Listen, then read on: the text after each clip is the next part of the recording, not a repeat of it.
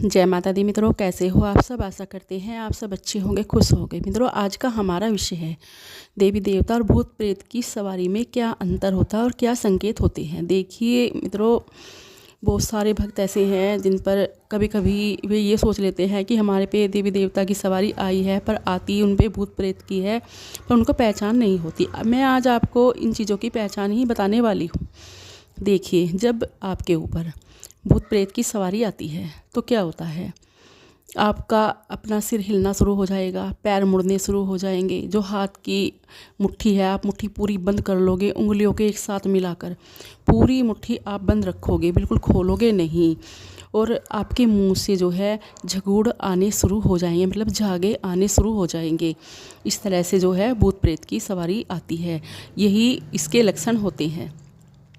और जब देवी देवता की सवारी आती है उसके क्या लक्षण होते हैं वो भी मैं आपको बताऊंगी।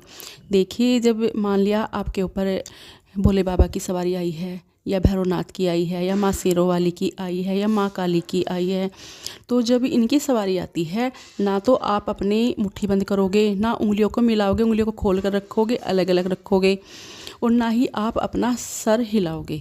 बिल्कुल नहीं हिला सकते, क्योंकि जब इनकी सवारी आती है देवी देवताओं की तो वो जो है जयकारा बोलती हुई आती है, वो जयकारा लगाती है। जिस भी देवी देवता की आती है वो उसी का जयकारा लगाती हुई आती है।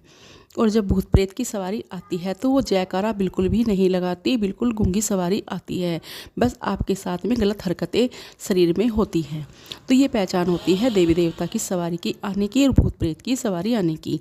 दूसरी बात, जब देवी देवता की सवारी आएगी तो वो जो देवी देवता की सवारी आएगी वो आपसे बिल्कुल भी भोग प्रसाद नहीं मांगेगी, बिल्कुल शांत रहेगी। अगर वो पूछा देगी तो आपको बिल्कुल सत्य वचन के साथ देगी, सही देगी। कोई भी गलत बात, गलत चीज़ आपसे नहीं मांगेगी, ना ही आपसे बोलेगी। और जब भूत प्रेत की सवारी आती है तो वो आपसे भोग प्रसाद मांगती है। कभी आपसे दारू मांगेगी, कभी अंडा मांगेगी, कभी ये बोलेगी कि ये चौराहे पर ये करके आओ, वो करके आओ, मुर्गा रख के आओ, या आप मतलब किसी तरह की बलि दे कर आओ। इस तरह की चीज़ें वो कहेगी आपसे। भूत प्रेत की सवारियों के यही जो है लक्षण होते हैं। और देखिए, मैं ये नहीं कहती कि सब लोग एक जैसे होते हैं, सब भक्त एक जैसे होते हैं। हर भक्त की पूजा अलग है, हर भक्त पता नहीं किसकी, कोई किसी के लिए पूजा कर रहा है, कोई किसी के लिए पूजा कर रहा है, किसी की कोई इच्छा है, किसी की कोई मनोकामना है। तो इस तरह से सभी पूजा पाठ कर रहे हैं। फिर भी मैं आपको बताना चाहती हूँ, देखिए भक्त ऐसा करते भी हैं, जिनके कार्य बनते हैं, जिनके घर में ऐसा होता है, जो भूत प्रेत कहते हैं वो करते हैं, पर उनको पता तो नहीं होता कि ये जो हम कर रहे हैं ये भूत प्रेत के कहने से कर रहे हैं। वो इसी चक्कर में रहते हैं कि नहीं, ये सवारी तो माता की आई है, माँ काली की आई है, माँ योगिनी की आई है। पर ऐसा नहीं होता, वो भूत प्रेत की ही सवारी आती है, क्योंकि वो सारे काम आपसे गलत ही करवाती है। और देवी देवता की सवारी कभी भी आपसे गलत काम नहीं करवाएगी। जब भी आपको से पूछा देगी तो बिल्कुल सही देगी, जग कल्याण के लिए देगी। जो कभी कभी ऐसा हो जाता है कि बिना गुरु के जो सवारी प्राप्त कर लेते हैं, सवारी को चलाना सोचते हैं, उनकी वे जो है चला नहीं पाते, क्योंकि उन्हें ज्ञान नहीं होता, वो भटक जाते हैं।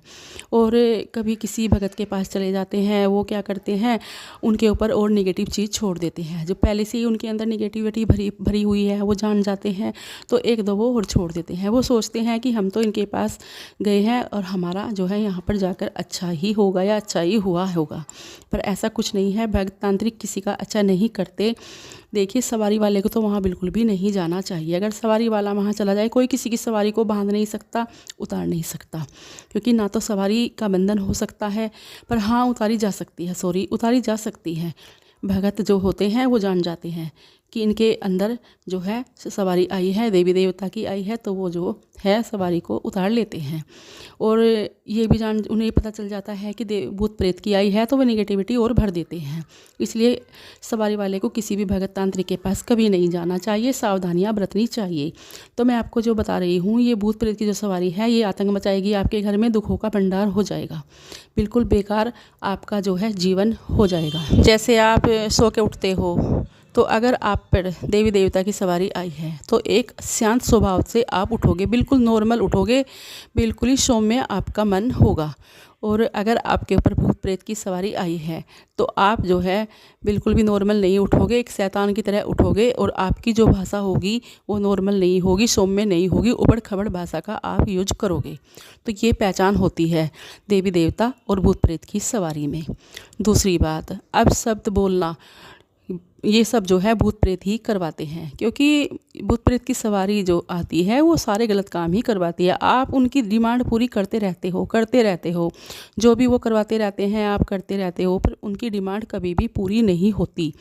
दूसरी बात, जब आप पूजा करने बैठोगे तो क्या होगा कि आपके बदन में दर्द होना शुरू हो जाएगा, या आपके शरीर में कहीं कहीं जो है लाल लाल चक्रे से बनने शुरू हो जाएंगे, या आपकी खुजली होनी शुरू हो जाएगी।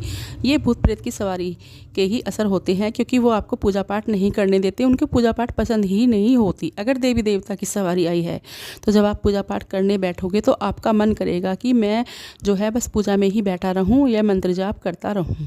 मन लगेगा मतलब आपका पूजा में, पूजा से मन आपका हटेगा नहीं। तो ये सारे लक्षण होते हैं देवी देवता और भूत प्रेत की सवारी में। तो यही मैं आपको बताना चाह रही थी कि आप पहचानिए कि आपके ऊपर सवारी भूत प्रेत की आई है, देवी देवता की आई है। इन लक्षणों से आप बिल्कुल पहचान सकते हो।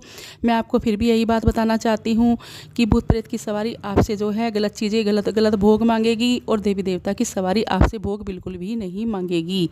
तो ये पहचान आप रखना। और अब मैं आपसे विदा लेती हूँ और मिलती हूँ एक नई जानकारी के साथ। आशा करती हूँ आपको मेरी वीडियो पसंद आई होगी। जय माँ काली, जय माँ दुर्गे।